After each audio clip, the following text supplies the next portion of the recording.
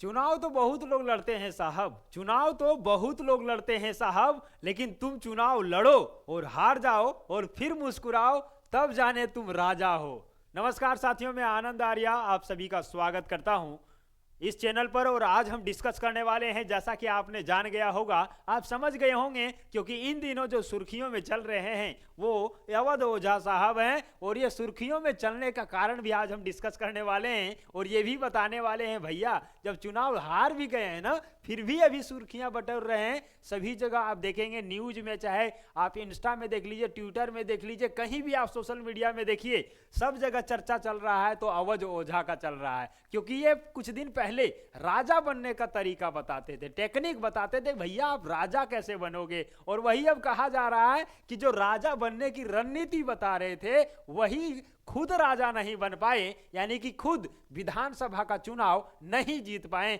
भैया इसी को लेकर के ट्रेंडिंग में चल रहे हैं। आज इनका कुंडली हम खंगाल देंगे। कुंडली क्या, इसका जीवन का क्या? नहीं भैया, जीवन का नहीं, बल्कि ये जिस सीट से लड़े हुए थे उस सीट का कुंडली खंगालेंगे और आज इनके बारे में डिटेल जानेंगे कि राजा बनाने वाला मशीन यानी कि अवध ओझा क्या खुद राजा नहीं बन पाए तो क्या कितना सीट लेकर के आए हैं, कितना सीट, ये कितना जो अपने सीट से चुनाव लड़े तो वहां पे वोट कितना लेकर के आए हैं, सारी चीजें आज हम जानेंगे। वहीं खास बात जानेंगे कि इनके सीट जो पटपटगंज का सीट था वहां से कितने कैंडिडेट थे, कितने वोट के मार्जिन से ये हारे हुए हैं और यहाँ पे जीत जो हुआ है वो किस प्रकार से जीत हुआ है। आम आदमी पार्टी के द्वारा रचा गया पूरा कारनामा अवध ओझा के बारे में सब कुछ आपको हम बता देने वाले हैं। तो चलिए, देर किस बात की है। ये लोकेशन आप यहाँ पे देख लिए होंगे, ये तीनों चेहरा आप यहाँ पे देख लिए होंगे, एक कांग्रेस से, एक आम आदमी पार्टी से और बीच वाला जो आप देख रहे हैं वो भारतीय जनता पार्टी से हैं। और तीनों चेहरा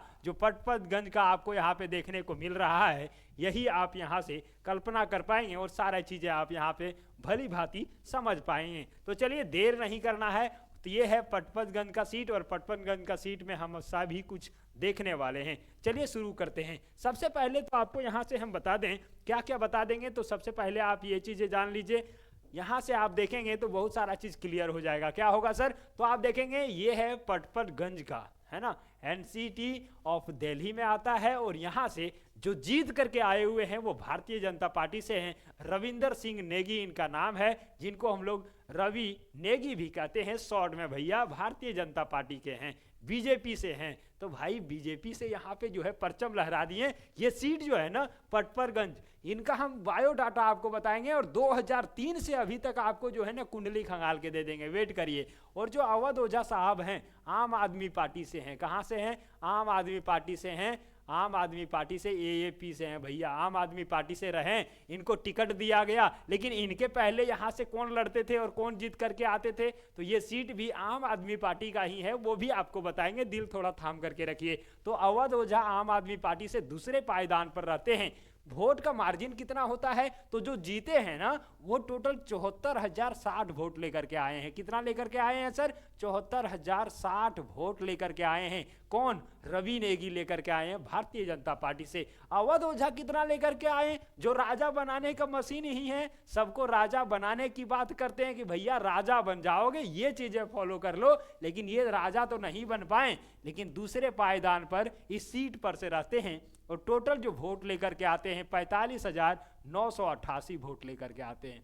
45,988 वोट लेकर के आते हैं। और ये हार जो है ना, हार भी कम अंतर से नहीं हारे हुए हैं, 28,072 वोट से हारे हुए हैं। यानी कि 28,072 वोट रवि नेगी अवध ओझा से ज्यादा लेकर के आते हैं और इनकी हार हो जाते हैं, सेकेंड पोजीशन पर आ जाते हैं। चलिए सर, यहां तक तो समझ गए। अब आपको तीसरे पायदान पर जो है ना वो अनिल कुमार हैं, जो आईएनसी से हैं। कहां से हैं? इंडियन नेशनल कांग्रेस से हैं। ये तीसरे स्थान पर रहते हैं। इनका भी वोट आप देखेंगे तो 16,549 वोट लेकर के आते हैं और तीसरे स्थान पर। कहेंगे सर इस सीट पर कितने कैंडिडेट थे, तो टोटल 9 कैंडिडेट थे और 10वां नंबर में नोटा था। क्या था? नोटा था 10वां नंबर में। वहीं पे आप देखेंगे ये कैंडिडेट का नाम भी आप देख सकते हैं, बहुजन समाज पार्टी से हैं, इंडिपेंडेंट ये खड़े हुए थे और ये भी इंडिपेंडेंट है, भारतीय राष्ट्रीय जनसत्ता से थे। और ये आप देखेंगे दिल्ली जनता पार्टी से हैं और ये यहीरा नेशनल पार्टी से हैं और ये टोटल जो है 9 कैंडिडेट आपको यहाँ पे देखने को मिला। अब आपको हम लेकर के चलते हैं इसके इतिहास पर। कहाँ पर लेकर के चलेंगे तो सबसे पहले आप देख लीजिए 1993 में ज्ञानचंद थे जो भारतीय जनता पार्टी के उस समय थे विधायक। कब? 1993 की बात कर रहे हैं भैया, आप कहाँ तक कुंडली कंगाल दें, 1993 तक आपको लेकर के चलते हैं। यानी कि सर बीजेपी का जो है ना 1993 में यहाँ पे विधायक रहे हैं पटपटगंज से। चलिए भैया ये आपने देख लिया। 1998 से 2003 तक जो है ना कौन है?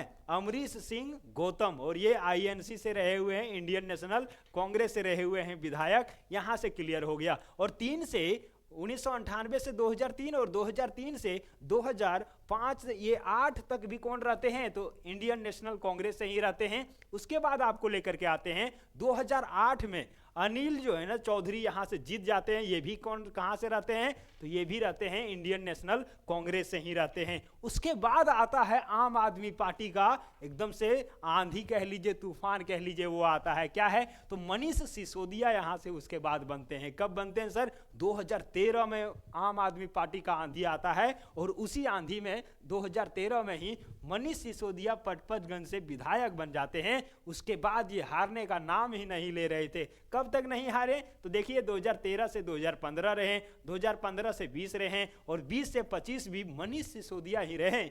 लेकिन इस बार जो है ना खेला बदल गया। कैसे बदल गया? तो देखिए खेला इस तरह से बदल गया कि इस बार भारतीय जनता पार्टी ने फिर से कम बैक कर लिया भैया, कम बैक कर लिया भारतीय जनता पार्टी ने।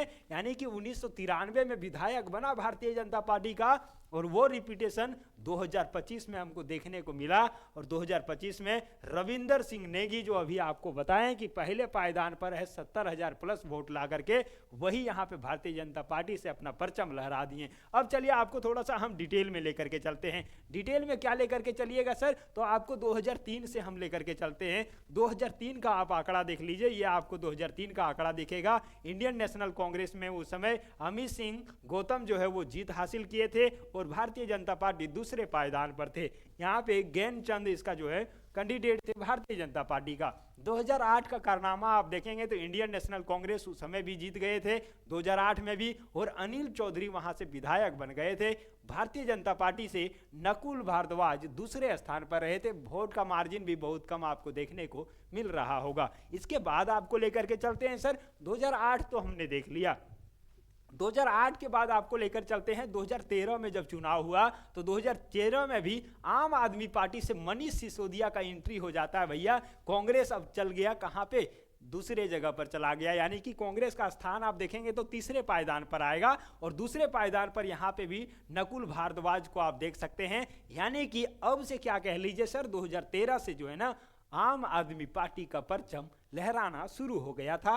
यानी कि एंट्री इनका हो गया था। 2015 का जब चुनाव हुआ उस समय भी आप यदि देखेंगे तो आम आदमी पार्टी से मनीष सिसोदिया ही यहाँ पे जीत दर्ज करते हैं, जीत करके आते हैं और विधायक बन जाते हैं। भारतीय जनता पार्टी से विनोद कुमार विन्नी भी दूसरे पायदान पर रहते हैं। चलिए सर ये तो हमने समझ गया 2015 तक। 2020 की बात करें तो उस समय भी आम आदमी पार्टी ने अपना परचम लहराया और मनीष सिसोदिया यहाँ से विधायक बन गए और उस समय भी 70,000 कुछ वोट लेकर के आए थे। और दूसरे पायदान पर भारतीय जनता पार्टी से रविंदर सिंह नेगी जो इस बार विधायक बन गए हैं 2025 में, वो उस समय दूसरे पायदान पर थे और उस समय भी 66,956 वोट लेकर के आए थे। भैया कम ताकतवर वाले नहीं है और गद्दावर नेता है भारतीय जनता पार्टी के। चलिए सर ये तो आपने बता दिया। कांग्रेस उस समय, आईएनसी उस समय तीसरे ही स्थान पर थे 2020 में। लेकिन सर 2025 का खेला क्या हुआ ये भी आप थोड़ा सा बता दीजिए। बिल्कुल बता देंगे। तो भारतीय जनता पार्टी ने इस बार क्या किया?